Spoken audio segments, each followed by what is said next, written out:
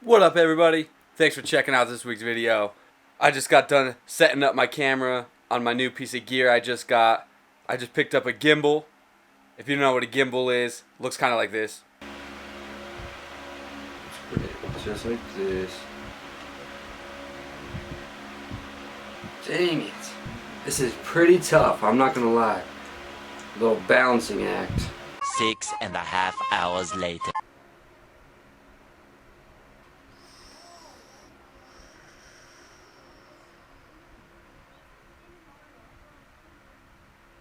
It took me almost the entire night to get this thing balanced and set up, but now that I've done it a couple times, getting a little better at it, so hopefully be able to take it out to the field, break it out, get some footage, maybe down to the skate park. I actually have a class I have to head down to on campus this Thursday. It's been a long time since I had a class on campus. It's going to be a live sound class in one of the studios, so I'm super stoked. Going to be heading down there. Definitely going to be bringing the gimbal along, getting some footage. But the whole point of this week's video is all the stuff going down with the PLL lately. We've had some crazy trades. We also have the PLL protected rosters for the expansion draft just being released. So, dude, we're going to jump into some of that stuff. We're going to go over all the rosters, the protected players, the players that are up for grabs. And, dude, let's jump right into it.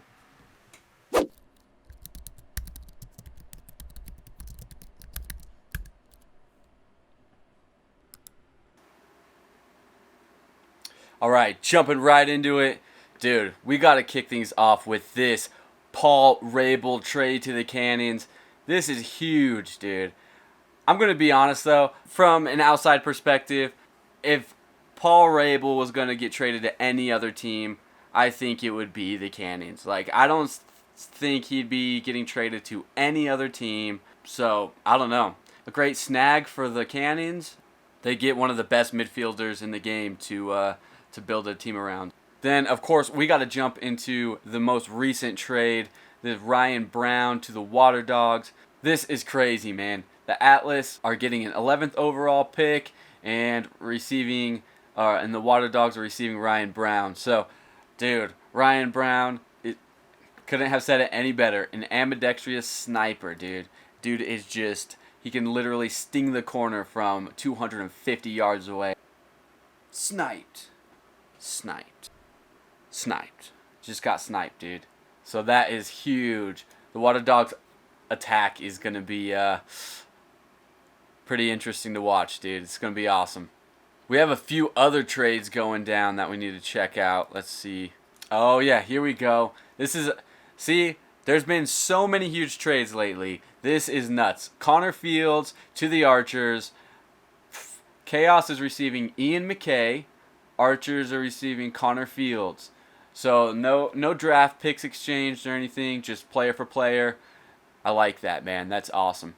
I'm definitely super interested, to hear what kind of happened, with Connor Fields and the Chaos towards the end of last season. It was weird seeing him get benched and not taking the field at all, man. That was kind of crazy. So if maybe like a rift or something started to form between Connor and Andy Towers, but it was crazy, man. Definitely super stoked to see him on a new team, and I'd say the Archers attack is probably the most skilled at this point right now. You can't pull Grant Ament, Marcus Holman, Will Manny, Thomas Schreiber, and Connor Fields.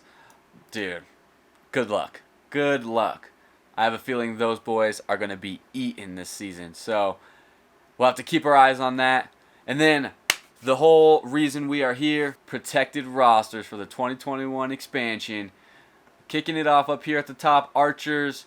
You guys know I'm a goalie, so this automatically catches my eye. Drew Adams up here, protected.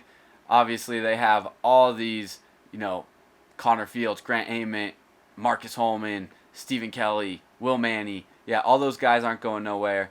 Down here, though, whoa, we see Gittleman. That's interesting. I'm wondering if he could potentially wind up on the Cannons. It'll be interesting to see if he's on the move. Moving down here to the Atlas, we got, obviously, Trevor Baptiste, Jack Concannon. He ain't going nowhere. You know who I don't see on here though is Scotty Rogers, man.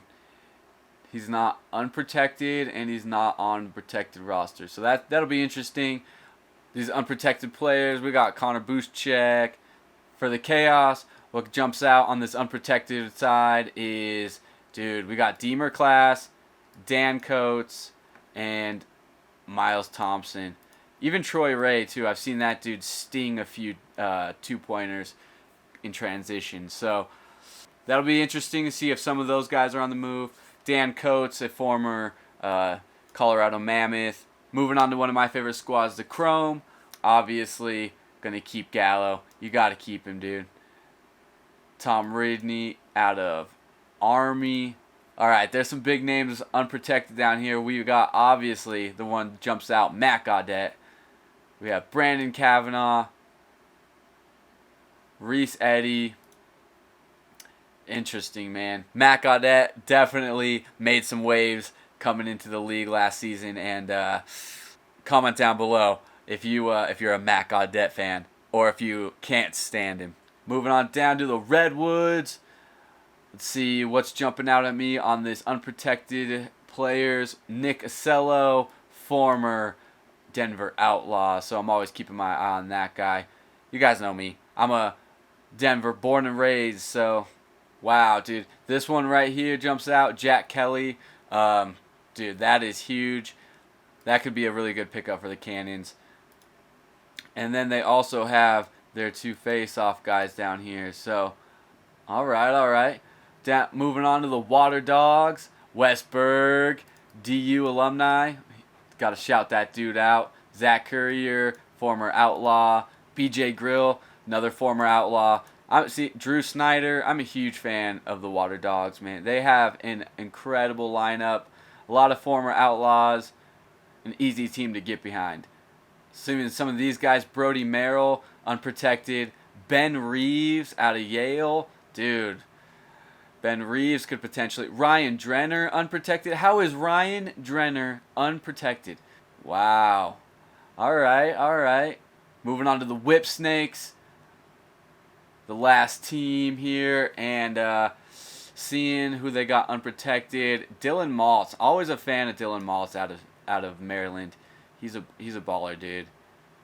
And for those of you guys who may not have seen it, he actually posted a cool video on YouTube a while back where he gifted this homeless man with I think it was a Des Bryant Cowboys jersey or something, and it was really cool, man. But dang, dude, there we have it. That wraps it up for all the teams and the protected rosters. Comment down below what you guys think of all these crazy trades going down. If you think Paul Rabel to the Cannons, are you guys surprised by that or not? I'm definitely not surprised. I think that was, if Rabel was going to any team, it's the Cannons. And let me know if there's any players up for grabs that you think should have been locked down. I'm thinking, how is Ryan Drenner? How is Ben Reeves from the Water Dogs unprotected? Obviously, only allowed to protect 14 players, so I'm sure those decisions got pretty difficult towards the end. The Cannons definitely have the potential to pick up some really good players to start building their team around, and it'll be awesome to see. So, thanks for chilling, thanks for sticking around, and I'll catch you guys in the next one. Skull Links, baby.